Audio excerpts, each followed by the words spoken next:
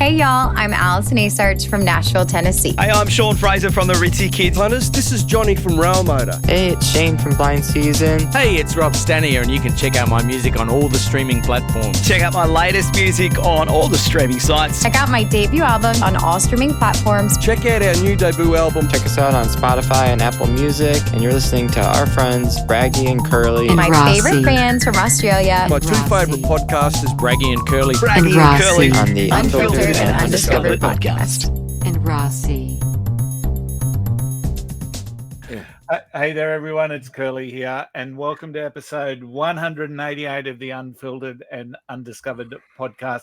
We've got we say it all the time, we've got a really special episode tonight, and we've got two special guests. So before we introduce the real special guest, there is someone sitting.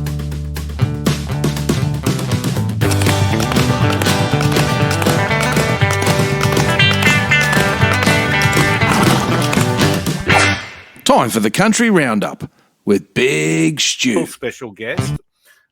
There is someone sitting next to me on the screen that we haven't seen for a while. So a big welcome to Big Stu, our country music correspondent. Hey guys, how you going? Good to see you here, Stewie. It's good to be here.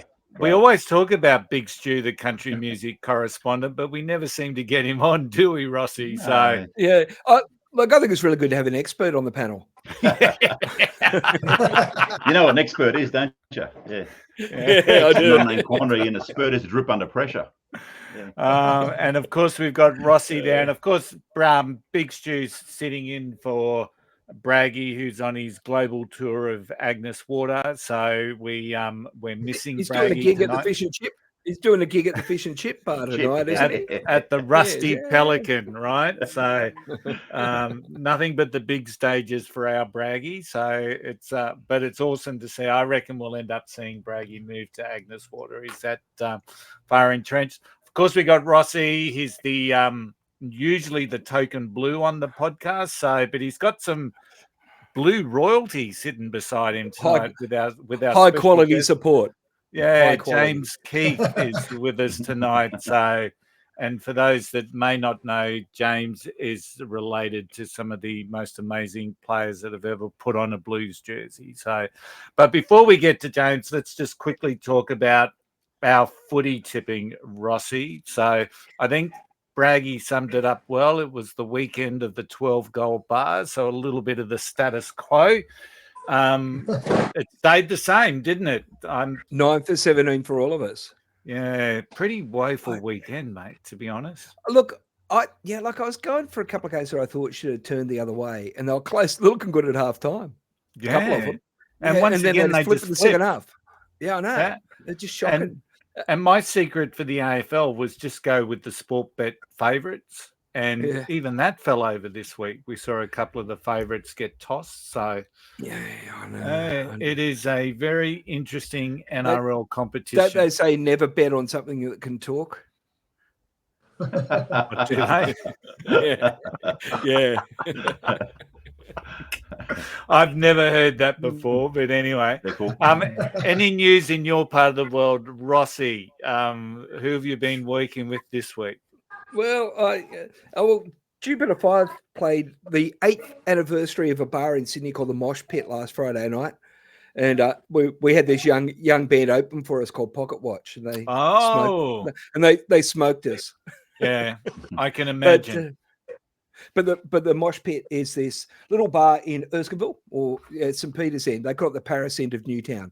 And and it has had 795 bands play in the 8-year existence. And a lot of that, I reckon maybe 75% of those bands are like bands at the very start of their career. It's a fantastic little room. Pat and Gaz and Mitch and Mike who run the place. It's just a fantastic little bar, the Mosh Pit. We love it.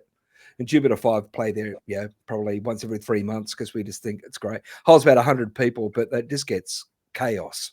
Yeah, absolute chaos. I can imagine. I don't know if you ever went to the Tube Club back in the day in Brisbane, it sounds very similar. It fits about 100 people and sticky carpets, and I still remember seeing Paul Kelly there when he toured with the Coloured Girls for the first time, and he played the first set with the Coloured Girls. The second set was just him solo acoustic, and everyone just sat down and just on a nightclub carpet.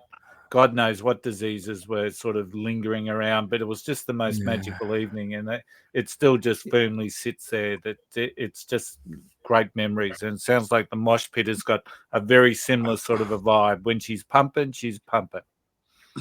Brisbane had a little bit of a hippie vibe in those days, didn't it, Curly? Yeah, I think it still does in many respects. So it's pretty cool. All right, let's have a chat to our guests. So we've got the 2025, or one of the finalists of the 2025 Toyota Star Maker, actually grand finalist. Sorry, James, grand finalist. I did you wrong there. So one of the grand finalists, James Keith. So James, welcome to the show and welcome to this mayhem. Yeah, no, thanks for having me, boys. It's good to see you. And of course was Robbie your brother? Yeah, Robbie's my one of 5 boys. He's the youngest of the 5. So so we had Robbie on the show, Robbie Mortimer, back in episode 158, which may give you a little bit of a hint of who blues royalty we were talking about before. Now, normally we start off with Braggy, but of course he's on his global tour, mate. So I'm going to hand it over to Rossi to get proceedings started. Yeah, so James, normally Braggy would ask a question similar to this, but what we're really interested in is, how'd you know, or when did it kick off that music was your thing? Like, what was it people playing around the house? What was it? What kicked you off? What made you think this is me? Look, we after Dad finished playing footy, he wanted to bring us up in the country, one of 5 boys. So basically, as I said, he had one of 5 boys. He bought a farm out in Orange, 40 acres, and he said, "What am I going to do with my boys?" So we literally built a vineyard from scratch. He didn't know anything about vineyards or farming at the time, but he had all these boys. We joke about it now, slave labour. But the reason I get to it is we had, honestly, we worked every afternoon, every weekend, and we just had rows and rows. So we just started listening to tons and tons of music. And back in the Dad had a great vinyl collection back in the day, and then CDs. We had the old CD Walkman used to come out. And then Dad played the guitar too. So when I was 8, I was listening to a lot of music, but he put the guitar in my hand when I was 8 years old, and I haven't stopped playing it ever since.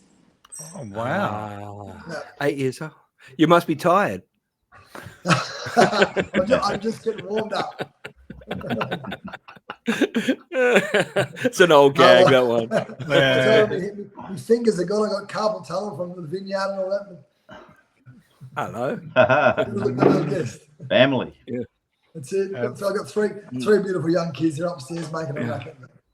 As they do. Yeah. So when did you start writing songs and the like? Well, that's a great question. So I always played. As I said, always played music. Always loved the guitar. I grew up in that kind of 90s. I love watching Rage on a Saturday morning with a VHS and getting all the videos. And so that was 1927 was one of my favourite bands. In Excess, ACD, so this kind of Aussie rock royalty, Cold Chisel, Ian Moss, and then so that's why I gravitated towards playing the guitar, and then the Living End, Chris Cheney is just such a incredible musician from the Living End, so that's why I kind of gravitated towards the guitar, and then I started singing, in a cover band, this kind of thing, and then I copped you're saying before. Copped an elbow to the throat. So I was doing cover bands, playing, doing weddings and this kind of thing. I copped an elbow to the throat and I fractured my larynx. This is about 13, 14 years ago now. And honestly, for 8 days, I couldn't even whisper. I had nothing. I didn't even think I was going to be able to talk again. So that was kind of like a pivotal kind of moment in my career where, I was playing professional sport down in Sydney here, and so I was chasing that rugby league dream, but I always had the guitar in the background. I was always, we played on the Footy show, when we played, at Manly presentation nights, and everything in between, basically bus trips. So music was always a big part of it. Then I got the injury, and then so that, as I said, I thought the singing days were over, and then I formed a band with my brother Robbie, and we were just doing an acoustic duo thing out in Orange. Even though I was based in Sydney, I'd drive out to Orange pretty much every weekend, and we'd do gigs and weddings and B&S balls and everything. And that's kind of where we sort of cut our teeth. Same as Robbie too. Like that's where we sort of started, sort of playing and getting a bit of exposure through music. I've always loved music. But then I was living in Sydney. Robbie was kind of, and we sort of just the way the universe works. It would just kind of pull us apart. We started doing our own kind of thing. And I went through a really tough period in my life 4 years ago, and I went through a separation and a few other little things, and I really had a bit of a life reset. I discovered a Tony Robbins book, and really kind of, as I said, a bit of a fork in the moment kind of part of my life really. And I wrote down a big list of goals, and I went through them, and I'm ticking them all off, and that was have the best relationship with Kimmy, my ex-partner, who I adore. We've got a beautiful relationship now. Best father I can be to my 3 kids, and then the next one was to write an album. So that was and just wanted to always, well, as I said, like growing up as a musician as well, playing the guitar. Like you know this if you play music, I always gravitated towards the production of songs. Like I'll sit there even now, and I'll go straight through to I'll hear all the drums, I'll hear the bass line, I'll hear the guitar riffs, and that's what pulls me into a song. And then as I said, in a cover band before I had the injury, I could sing you 1,000 songs, and honestly, I couldn't tell you what songs were about. To me, lyrics were just literally, honestly. And this has been a really cool thing because in 2014, when I went to Nashville on a footy trip, I came back and we were going through all the bars there, Broadway, and all the bands were playing this one song that it just kept coming back. And the lyrics were "Life is good today" in it, and I didn't even know who Zach Brown Band was at the time. So I came back, honestly, and I was like, I heard this lyric, "Life is good today, life is good today." Everything was "Life is good today." I'm just like, I've got to find out what that is. Anyway, so that I came back to Australia, found it was Zach Brown Band. Toes was the song, and from that moment, it's now like honestly, from that moment, it's when I started understanding what lyrics actually meant in the song. So that was like a real big kind of epiphany for me, I suppose, in the sense that like there's more to songs than actually just playing the guitar, and so it was a really hitting that riff. Yeah. Hey, can I it's just? Around now. I was going to ask Stu if he'd ever been to Nashville. Yeah, no, not yet. No, it's on the bucket list. But... It is around now, and me and you think too much alike. So, Rossi, have you ever been to Nashville? I have actually, Tony. What about you, Curly? Have you been to Nashville? I have been to Nashville. James, have you been to Nashville? I've been twice, yeah. Big Stu, have you ever been to Nashville? No, but possibly this year. And, good. I don't think Braggy's been to Nashville. No, we can ask him next time we see him. Hey, Rossi, can you imagine Nashville on a footy trip? Oh my God! Oh no! I won't say anymore. No, yeah, I could. Broadway wouldn't be. Yeah, Broadway. Oh man! And Just before you move on from that, where you were talking about your injury and the like, how long did it take you to recover? Did you do anything special to help you recover? And like, how do you feel? Where do you think you're sitting with it? Yeah, look, so as I said, I caught the elbow. I literally could not make a sound for 8 days. I thought I wasn't going to be able to talk again. So I went down there playing the guitar for Robbie kind of way. Anyway, then when I wrote an album, it was at a point where because Robbie wasn't really doing country at the time. So I said, look, I've got a country rock album. Robbie's a great performer. I was like, do you want to do it together? And he's like, look, I'm not ready for it yet. I don't really want to do it. I'm just not the right time. And I had all these goals, and I was like, well, if that's the case, I'm going to do it myself. And that's where we kind of split in a great way. And then, so the first album, I had no singing lessons. I had no idea about production. I literally went in there to tick off a goal. That's all. It's all I had. Yeah. And then I was living in Queenscliff at the time, and I had a chance meeting with Natalie Waller from ABC. He's a dear friend of mine now, And she listened to the album and she said, look, there's some really good content here. Like, what do you want out of this? Do you want is this just a hobby or is this? And I said, no, I'm fair to go. I want to do this, you know. So she gave me a big list of things to do, and I came back two days later, and I said, here it is here. And she's like, wow, this normally takes my artist 3 or 4 months. So she knew I was fair to go about it. So from that moment, I went and got a vocal coach. I've done singing lessons. I've had 3 surgeries to fix the pressure larynx. Yeah, I had 2 rounds of injections, and last year they actually split me open and had to tie some things in. So, I mean, my voice is what it is. I can't go falsetto. I don't have that high voice, but I just sit in the range where, you know, it's really comfortable for me. Yeah, that's right. And you look at you know, Mark Knopfler and these kind of singers, like they don't have a huge range, but they're just the music and the production around it, you know, really fills in the gaps. So yeah, it's an exciting thing to be a part of, actually. I just would have thought with the mindset of being a sportsman, treating it like a sports injury. That's all it is. It's like musicians have, you know, their bodies are their instrument. Like sportsmen, that's their big asset, right? You just got to treat it. You got to treat it and look after it and train it and work on that. You know, like that's kind of how it kind of works, isn't it? Well, I mean, it's exactly the same. And, you know, like I moved down to Sydney to play sports, so I know what discipline, I know what hard work takes, I know what setbacks take, I know what, you know, like anything in life, you know, you get your ups and downs, and it's how you react when you're at your lowest, and you know, and I do a lot of personal development as well. So, but you know, definitely that kind of sporting background and history, I suppose, has really helped me with my music career, because, you know, I've been knocked down heaps, but you know, you just got to keep going and just keep doing what you love doing, really. The discipline of an elite sportsman, man. Yep. Yeah, mixed with the skill and artistry of a creative. So, and what you're talking about with the voice and the songs, it was really interesting, because I was talking to Big Stu just before you popped into the chat, Jamie, and it was when I listened to your music, and, you know, I'll give you a really good example. Last week we spoke with Savannah Solomon, and her vocals are out in front and the song sort of blends around the vocals. And then with your music, it seems like the vocals are embedded into the music, right? So I don't know if that's the right word. I'm just a punter, so I just visualize this.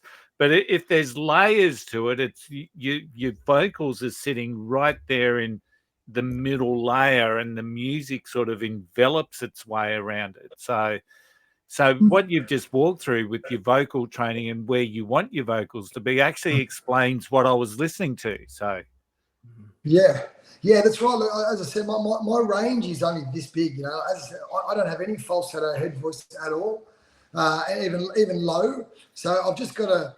Basically, what I'm working on now is just projection and getting that projection right. Because of the lower voice, it is harder to project on top of layers. So you're spot on. And then, as I said, I love the production of a song too. So I want to grab people with the energy of the song, you know. And then when they get in, then actually dive into the lyrics and go, you know what, this is actually really good from that way, you know. Spot on. So James, you said a while ago that you were concerned with your album that it might be too light and rocky. So given that, where do you want to sit in that country genre?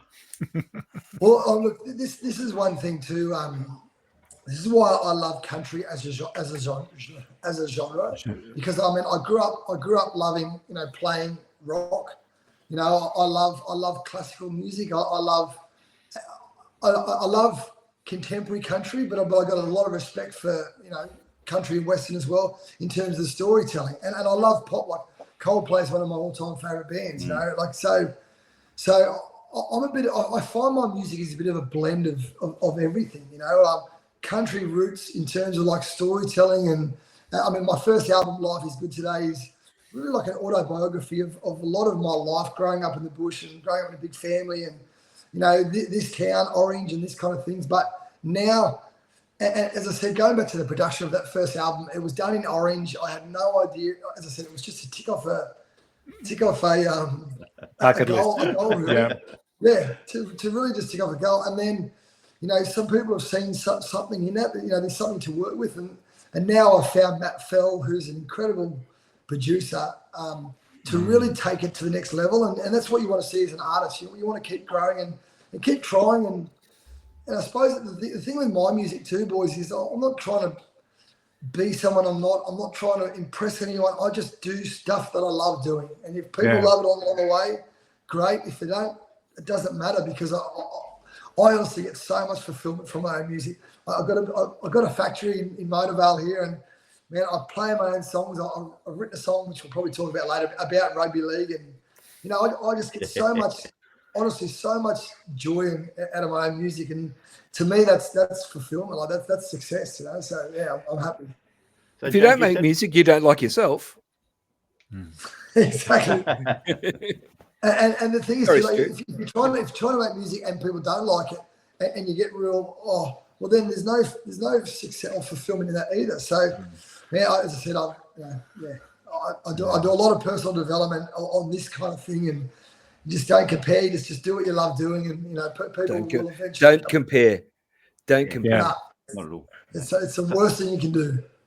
So James, another question. You mentioned you prefer to release albums compared to singles. Yeah. Because you might miss some gems. And you said in your words it was because you missed the beginning, the middle, and the end. What did you mean by that? See, Rossi, I told you, Browsie's done his research. I told you. He's good. He's good, mate. So we can just sit back. Let him rip, Stu. Let him rip, mate. No, but you're right, Stu. Like to me, an album tells a story, whereas you've got singles. It's just a song that you throw out there and that's it. And as I said, I grew up, in the 90s, so I used to love listening to an album front to back, and then you'll find like things will link up a lot through the album, and that's why. I mean, the whole thing has changed now with this digital world. You release single, then the album, which I find is a bit of a shame. And there's also so much.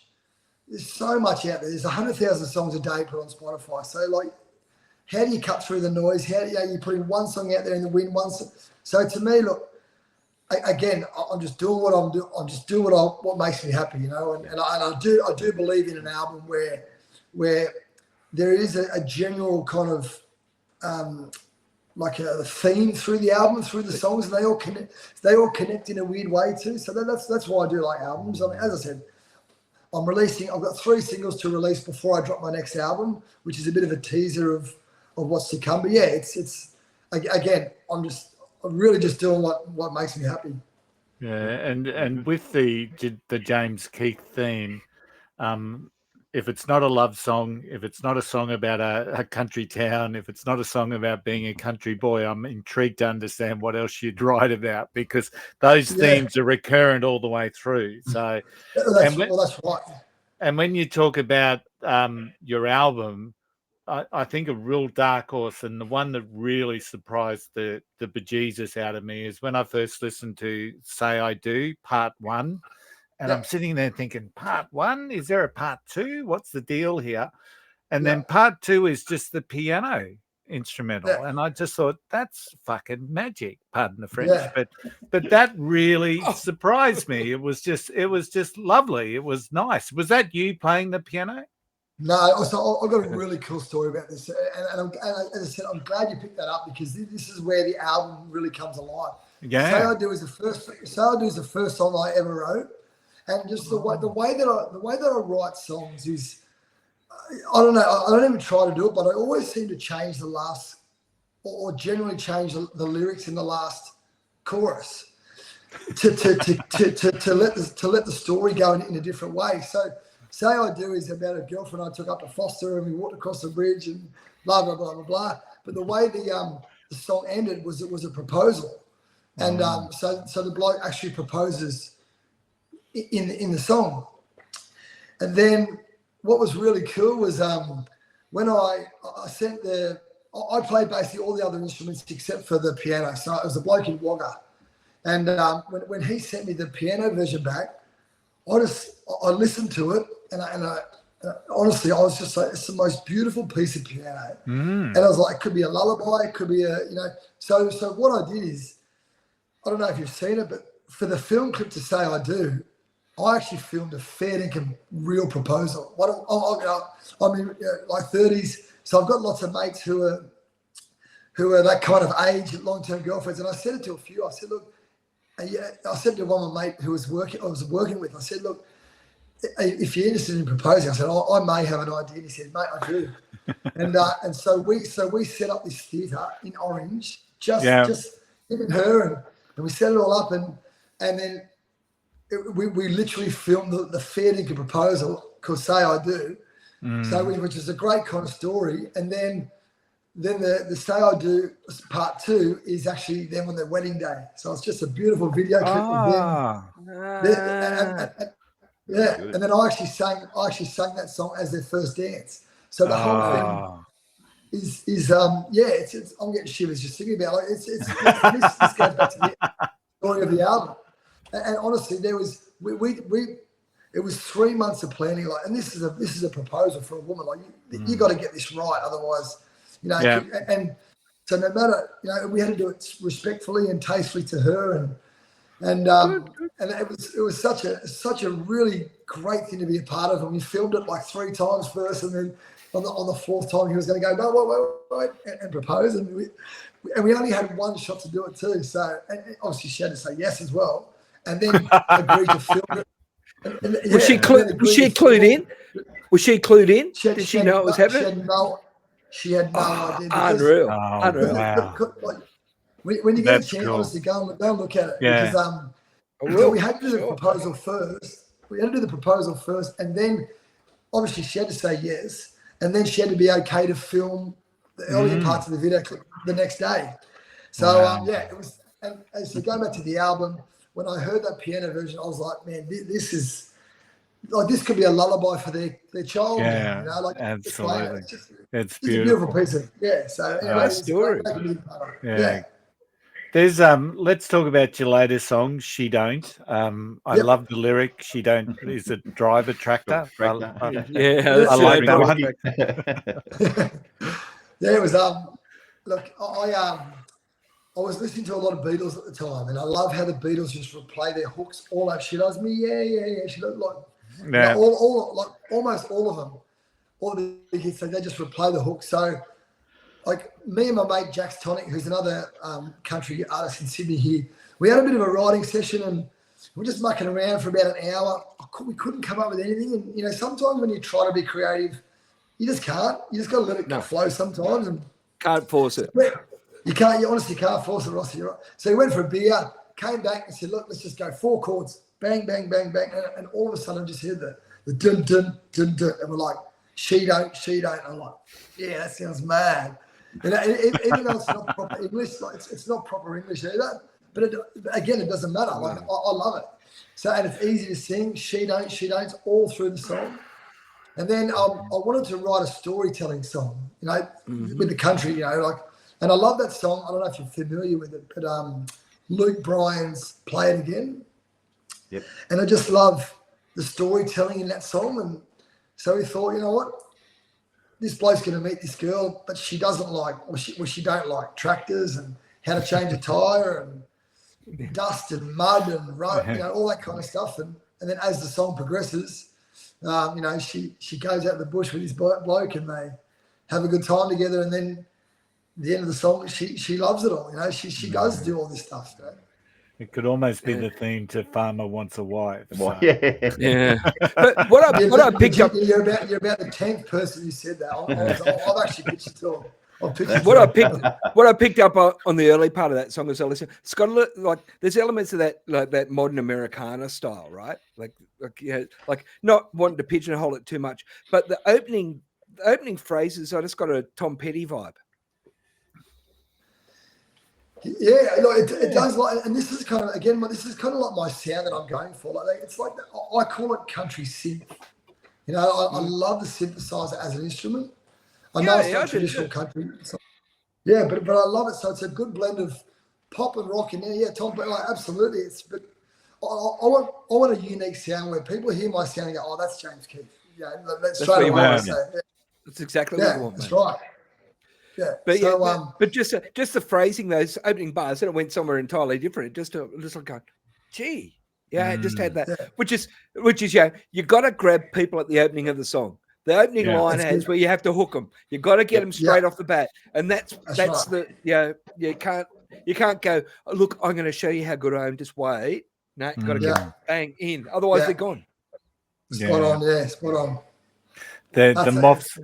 The Moths one, and I'm sure, Rossi, you're aware of the Moths, and they once put out a song called Another Day in the Sun, and the opening instrumental is 2 minutes 13 seconds long.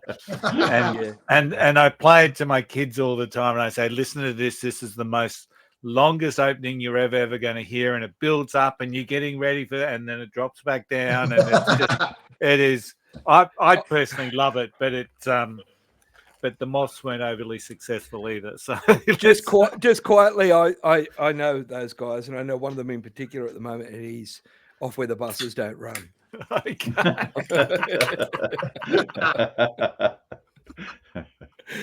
Another great song. Just while we're on long intros of songs, you know that song "Funeral for a Friend" by Elton John. It's got like it's cracker.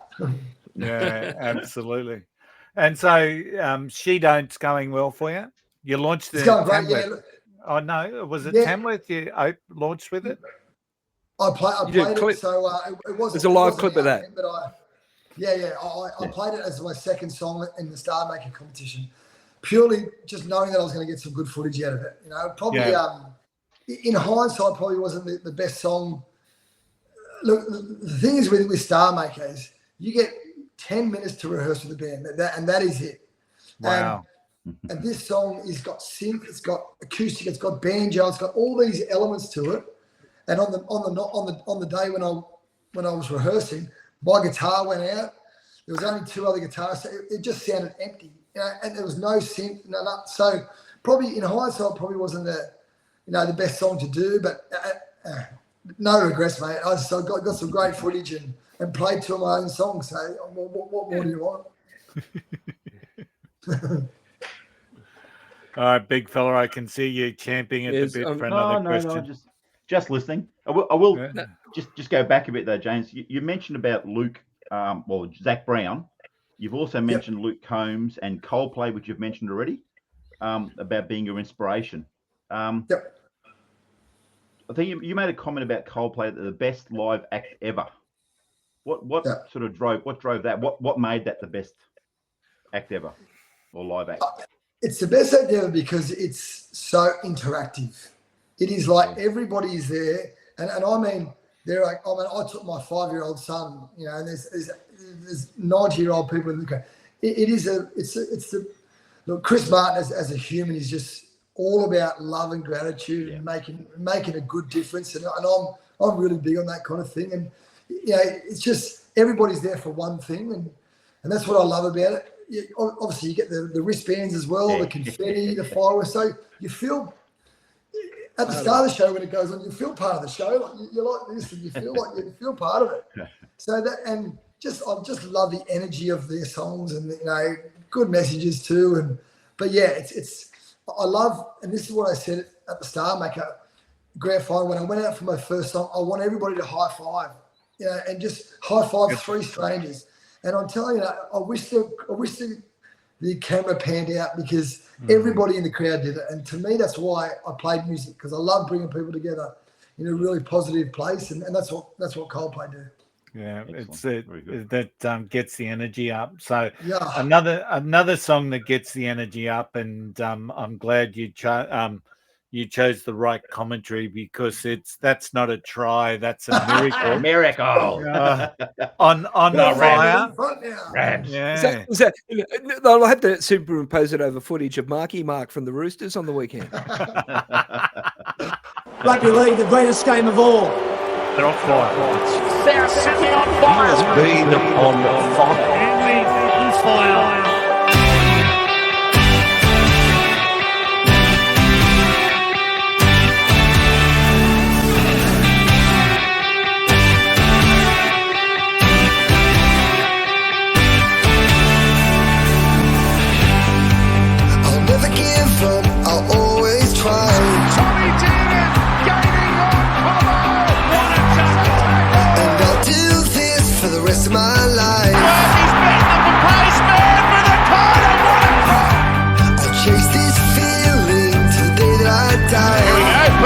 kick for Addo Carr. There's no one there. Let's track, baby. Best thing is that it makes me feel alive.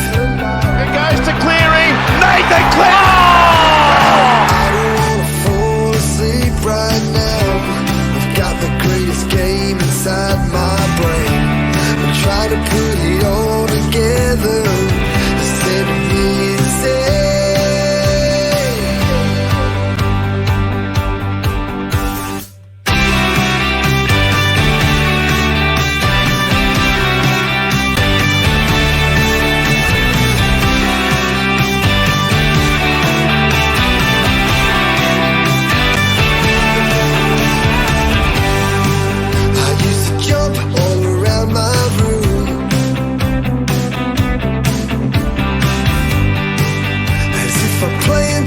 Sold out crowd.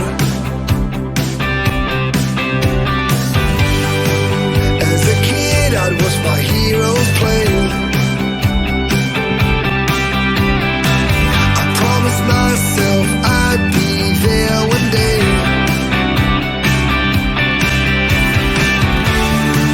'Cause everybody's got a dream. I'm staring at the posters on my wall. Heart's pumping all the energy around my soul. Now it's my time to go. Let's go. I'm on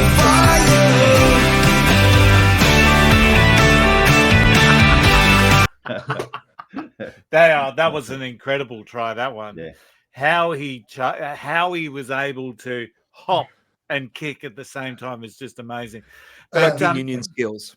Yeah, tell us about On Fire. Where did that come from? That's a pretty cool song, and I'm really interested in the arrangement of that because it feels like you missed the chorus after the first verse.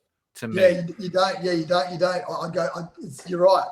So, On Fire, I actually wrote it as part of my first album, and then I knew it had more. I just felt something that it just deserved a bit better. So I took it off the first album, and then I sent it down to Matt Fell after I met Matt Fell. And I said, look, I've got this anthem for, rugby league is in my blood. I've played it, I've bled it, and I just they haven't had a good anthem for a while. They haven't had a song or a phrase or something that really ties everybody together to rugby league. And so I wrote this song called On Fire, and being a fan, and if you follow the lyrics about, I'll never give up, I'll always try, I'll do this. I'm a kid in my bedroom looking at posters on the wall, and the way I wrote the song, it's like a rugby league game. It kind of starts, sort of slow as you get into it, and then at the end of it, it's like the energy and the big hits and and this was so fun. I've been working on this for about 2 years, and I'm pitching it to the NRL. Like, it's got so close a few times, but So as I started to write the song and got it all done, then I said, look, it's got to have, because I was making videos for it as well to pitch to the NRL, and I started throwing all these clips together, and I'm like, man, I've got to reach out to Rabs and see if I can get him on there. So I got his phone number off Dad, and I'll never forget it. I was the most nervous I've ever been in my whole life. I'm shaking. I'm calling Rabs, and I'm like, "G'day, Rabs. It's James Moore. I'm Peter Mortimer's son." And I said, "I've got this song, and I said, I've made a video, and your commentary's in it, but it deserves to be on the song. And can I send it to you?" And he was such a gentleman about it. He said, "I'll do anything for a Mortimer," which was awesome. Hey.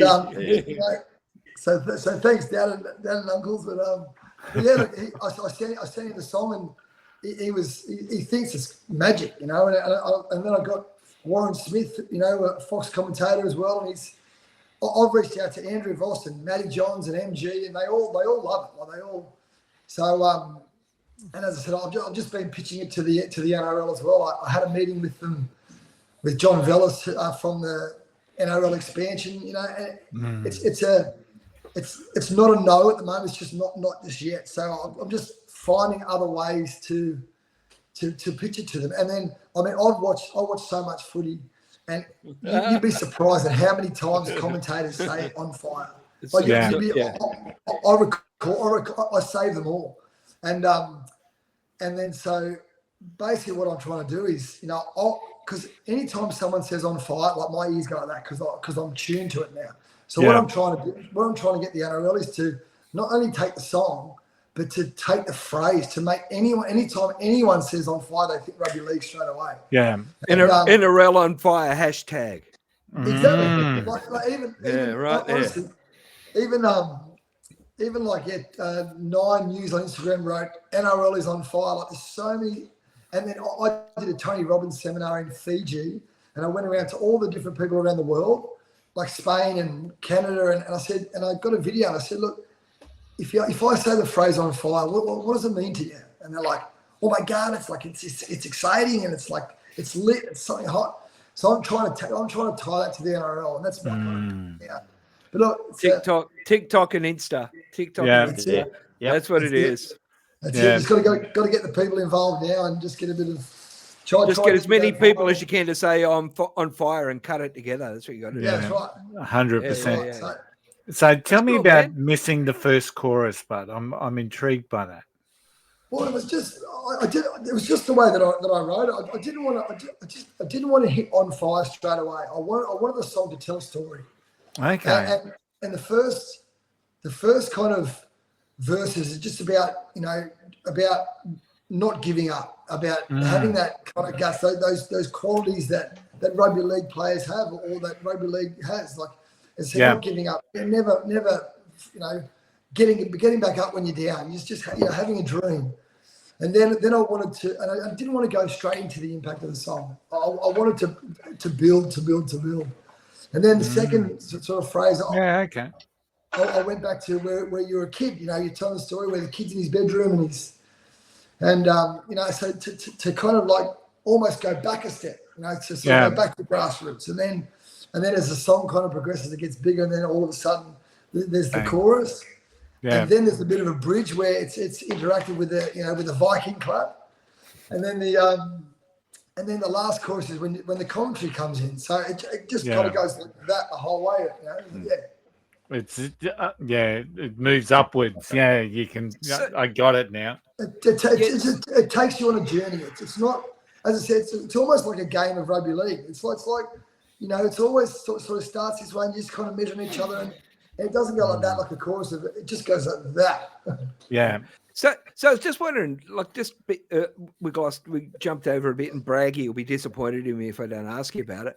Like, in your process, you say that like you got a keyboard player and he did that, and you did everything else. So you play everything on your early stuff at the very least. If you play live, do you have a band? How does that all work?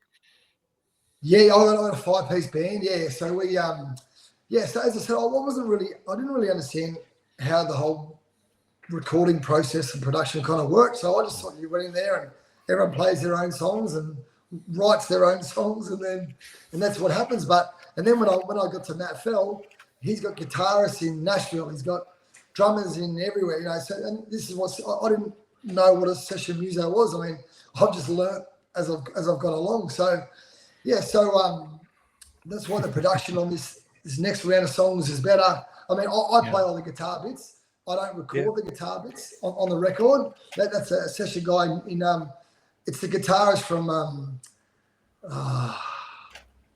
can't remember. Anyway, Brooks and Dunn. It's his guitar player. Geez, not too bad. Yeah, Gee, okay. But I play all the guitar bits, acoustic and a bit of lead. I've got a 5-piece band behind me, which it's my name there, but these are my same boys that I take everywhere. So yeah, it's they Orange boys? No, one's from Bathurst. And then the rest are from Sydney, because I live in Monavale, like Northern Beaches now, so Sydney. Okay. So session players. Like, I know a lot of records. Like any record you bought in the 60s or 70s was only 3 drummers, right? That's right. No, I'm not kidding, Bragg. It's true. It's either like James Jameson and those Wrecking Crew guys, or like in England, it was all like every band you like is only 3 guys. Like I know the Hoodoo Gurus record. I know a record of a band I know that the drummer didn't play on. Yeah. Whoops. Whoops. The first album. But like, yeah, that's how it goes, right? Yeah. But like the guys who play on records, it's a different set of skills, right? To play on a record is different to being able to play live. And the session guys are just, they have an ability far beyond us mortals, I reckon. They're just so professional and yeah. Yeah.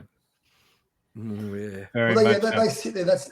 They sit down and to be honest, I thought everyone who sang a song, I thought that was their lyrics. I had no idea about the whole songwriting thing. You know, so as you get into it now, I really like going to Spotify, going to the song credits and seeing who wrote the songs, and it's that's a whole industry in itself. It's fascinating. There's a committee in Nashville a lot of the time, isn't it? It's a committee. Yeah. Oh, everyone gets their share of the royalties. That's it. The one, who was it, Allison, who said the guy making the coffee, he deserves a credit too. You better put him on. Absolutely. Hey, a couple of quick questions. We need to start winding it up, unfortunately. Browsy, I'm going to switch to you because I know you're a wine fan. Yeah, we'll get on that track. You mentioned before, James, about the winery. Tell us a little bit about Mortimer Wines, I suppose. You know, what's... Yeah, it's look, as I said, Dad bought 40 acres and had no idea about the industry at all. Orange is built on an old volcano, so incredibly good volcanic soils mixed with cool climate. And Dad had a mate who lived across the road who was a vineyard in Orange, and he tested the soil and he said, look, it's great for wine. So we planted it as kids. You know, we were 8, 9, 10 years old, planted everything by hand. As I said, everything was done, you know, and like a plant too, you know, it's a long investment because you get no return for 6 years. So that's why we did everything together. We paddle popped every nets. And it was tough. It was tough work as kids, you know, but we had our 30-year anniversary last month, and you know, just incredibly proud of what Mum and Dad have done, and you know, the life lessons that they've taught us, and it's it got best Shiraz in New South Wales last year. Oh wow! The Mortimer's black Shiraz. Basically, because we're a smaller winery, everything's done by hand. You know, so the quality is a lot better. The yield's obviously not as big. But everything's done by hand, and what Dad says is he's so passionate about it, and I love it, and I respect it so much because he's like, if you wouldn't eat that bunch of grapes straight away, you know, so because our name Mortimer's is on the wine, so he wants it to be bang on, you know, and even our the creme de la creme, the best bottle is called Jules, which is my mum's name, Jules. Yeah. So he so look and. Like Daniel, my brother, who played for the Roosters, Rossi, he's out there now running it for Mum and Dad. Okay. Yeah, it's 30 years. Yeah, so it's number one on TripAdvisor out there. Look, I got to give them a rap because they put a lot of hard work in. It's it's a family vineyard where you know sometimes you can go to these big places and not really feel it. I mean, Dad's there pretty much every weekend. Daniel's there. They talk before they go around. And they fill your glasses up. It's not like here's $10 to have a taste. Like it's you're in our family now. So, you know, as I said, if anyone goes out there or whatever, make sure you go out there because it's. I'm incredibly proud of what Dad and Mum have done, and it's you know I love taking my kids out there now and have a place and a farm for them to go and run around and then we can go and enjoy a nice bottle of wine too. So yeah, it's called Mortimer's of Orange, just on the north side of Orange. That's awesome. Perfect. And it is a lovely part of the country. Orange is a really nice place. Yeah. Bit cold this time of year, starting to get a bit cold. Perfect. Absolutely. So, James, do you see or in the near future a collaboration with Robbie at all? So you talked about your initial stages, you played together, but then you've sort of gone on your own paths. So is that part of the future that you foresee, doing some work with Robbie? Oh, absolutely. Yeah. Look, Robbie's got a kind of like a team that are kind of taking him in one direction. But in saying that, look, we do right. we're like best mates, and we are very similar, but we have very similar styles as well. So we're very similar people, but very similar, different styles. So look, we absolutely. I'd love to. I'm speaking to him at the moment. He's doing a night with the Mortimers, in terms of like a CMT Crossroads, where we come on and my band, his band, he plays 3, I play 3, and we do one together and sort of mash it up. So it's cool. That would work. I think so too. Yeah. So no, we're definitely talking about it. I remember sitting with a beer at Big Stew's place while Tamworth was on, and we were watching one of the Tamworth do a great job of live streaming a lot of their gigs, and we're sitting there and Robbie comes on stage, and I've turned to Stewie and I said, he's been on our podcast, and Stewie's listening. He said, geez, he's a bit rocky for a country guy, isn't he? So, that's that old country music correspondence coming out. They've all. That's always the criticism. Shania had it too. Worked out okay for her, I reckon. Can't say anything bad about Shania. No. I won't have anyone say a bad word about her. Her husband, on the other hand, don't like him. Don't like. I'm the next husband. It's all right. Yeah. He's got rocks in his head. yeah, like really. And her best friend, you lunatic. Yeah. But that's one of the things around the country music genre. But it's so diverse, and you've talked about synth country, and I know that we've had Mick and Ursula on, and Mick sort of jokingly refers to himself as a bit of country synth, and then we you hear the country pop, and then your alt country, and then there's the Northwest country that we've been hearing with Adele Oliver and Savannah Solomon, and it is such a diverse musical space. But one of the things that really brings it back is just there's a vibe in this community that is not present in a lot of other communities, and one of those vibes is the night in Nashville. Then that was it, Orange, wasn't it? Yeah, that's my brother actually runs that. Yeah, my other brother. Yeah, that sounded great actually. That sounded like a great event. And you played there, James? It's a great concept. Yeah, played there a couple of years ago. Yeah, it's a great concept. Basically, what Tim's trying to do is, because Orange doesn't have any big, there's no real big Orange music scene. So Tim's just had this dream of starting a bar, and then he's made it into an event where it's just once a year. You've got to play predominantly American songs.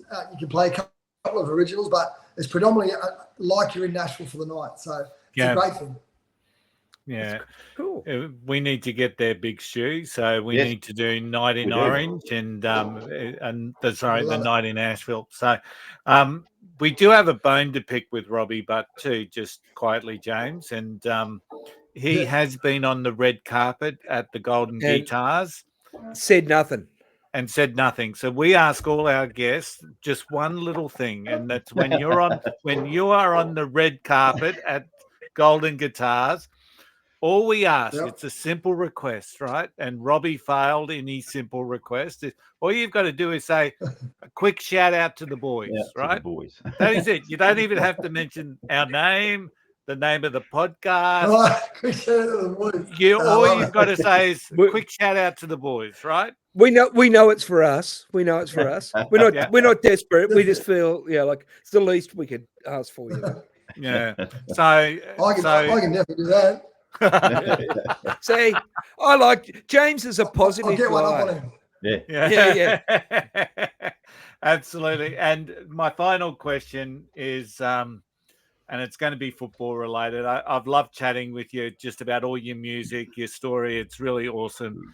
I need to get your understanding of what the Blues side looks like, what your thoughts are, and how Queensland are going to beat it. Well, I don't think you got any chance, to be honest with you.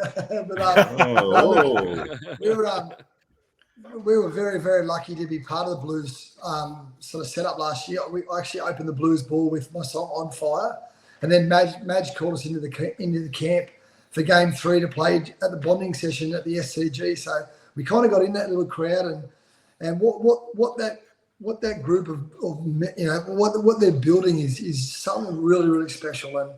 And go to this year's team, it's stronger than last year's. I mean, and Queensland's weaker. Look, but you look at the Queensland spine. You got Ponga, you got Harry Grant, you got Cherry Evans, who's been there and done it before, and Cameron Munster. I mean, anyone can play good around those full players. So, like, I truly believe it's the strongest Blues side we've had for 25 years. I honestly believe that. But with those 4 Queenslanders and everyone else around them, and in Suncorp too, you just never know what could happen. But I truly believe, and as I said, I went to the Blues ball on Monday too, and just saw they got a special bond going there at the moment. The Blues, and you bring Latrell Mitchell in there and a few others, and they're gonna be hard to beat. Those Queensland bastards have a way of breaking our heart, though, don't they? Yeah, exactly. Never, for 80 minutes. 80 minutes. You never write them off. Never write them off. I have real fears. You know, I used to have nightmares about what Paul McGregor used to do out wide as that big centre, and then Matty Cooper joins in, and I'm thinking Latrell's there. Crichton's been in sensational form. Yeah, he's great. You've got the twin psychotics in Liam Martin Spencer. and Spencer's in there, of course. I'm just thinking Angus Crichton's there, and you know, once those boys start their eye rolls, I'm thinking I'm getting out of there. You know, there's no way in the world. Queensland centre's Robert Toyer. He's played 10 first-grade games. Like, he's a good footballer. He's a trump, isn't he? You'd be all over that. Yeah. He's a good footballer. You know where like New South Wales they got like, and he's facing Latrell Mitchell. Like the best can't control Latrell Mitchell. So you know where they're going to go. He's like under 8s. Give it to the big kid. I think it's going to be a great series, but I also I'm a realist. I look at that Blues side and say, "Wow, that's good. That's a good side." And he's already talking it down. That's what they do. Queensland's a good side. It worries me with DCE. Like, he's 42. He's getting on a bit. You know. Apparently, he's got another year left in him. I hear. Yeah. At the from 1 Roosters. year, it's going to be a 10-year contract with the Roosters, so he'll be 52 once he gets out of the old transit land.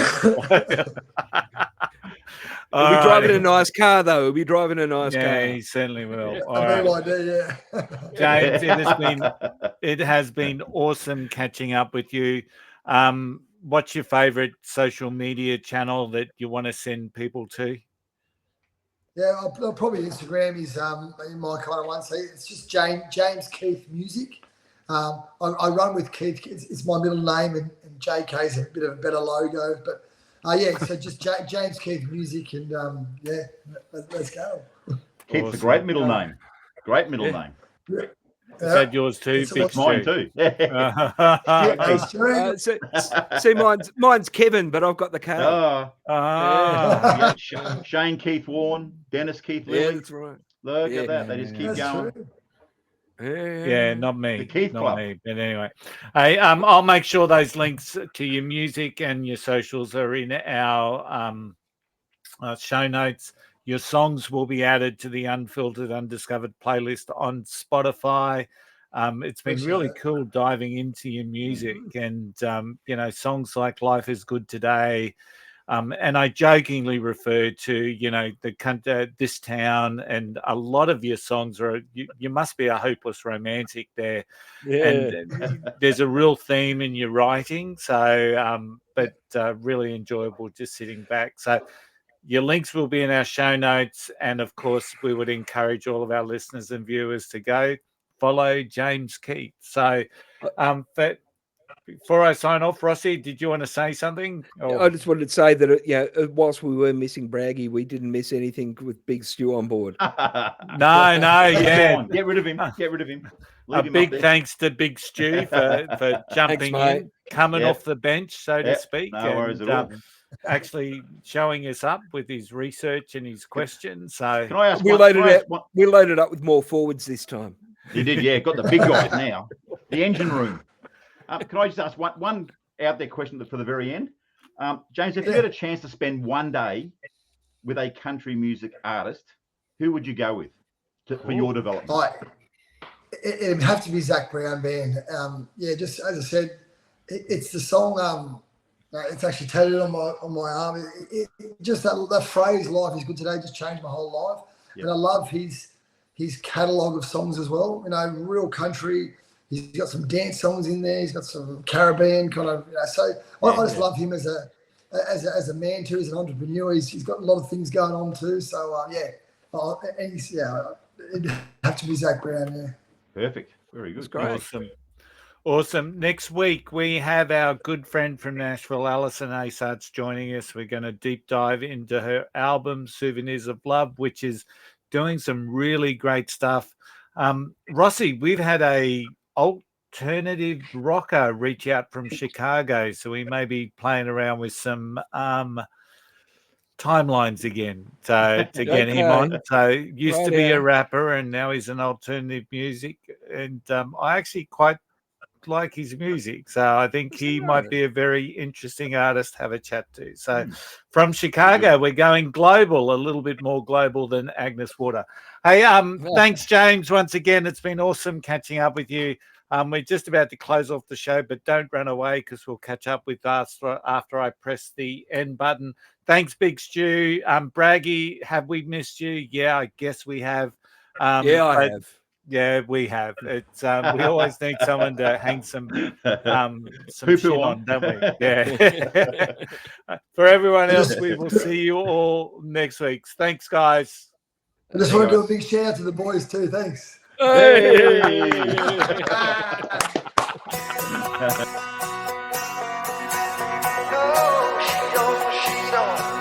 What's the name of this song? She don't. No, she don't. Me and the boys were tearing up the town that night, cutting it loose like you do when boys do. I knew you weren't from around here by the way you talk, but that didn't stop me from buying you a drink. But she don't like whiskey in the morning. She don't like dust. And she don't know how to change a tire. And she don't like rust. She don't. No, she don't. We were spending time hanging out down by the riverbed, 4x4s doing circles in that red dirt. Country life ain't that bad, that's what she said to me. I asked her to move, but I never thought she would. Cause she don't like whiskey in the morning. She don't like mud.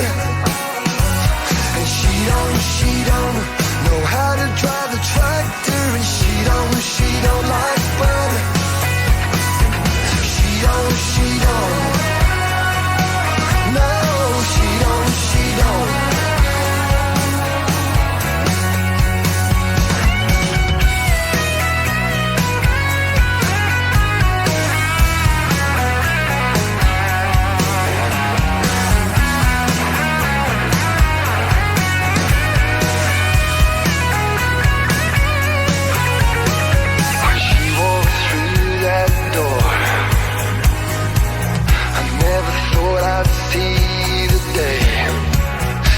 That cheeky look in her eyes. She said, boy, I'm here to stay. Let's see your hands. Now she won't wear nothing but her knee highs. She won't look back. And she don't like fishing in the river or wearing my dusty hat. She don't care about the stone of tires, and she don't mind changing the flat. She don't drive nothing but my tractor, and she don't mind jack. She don't. No, she don't. She don't. No, she don't.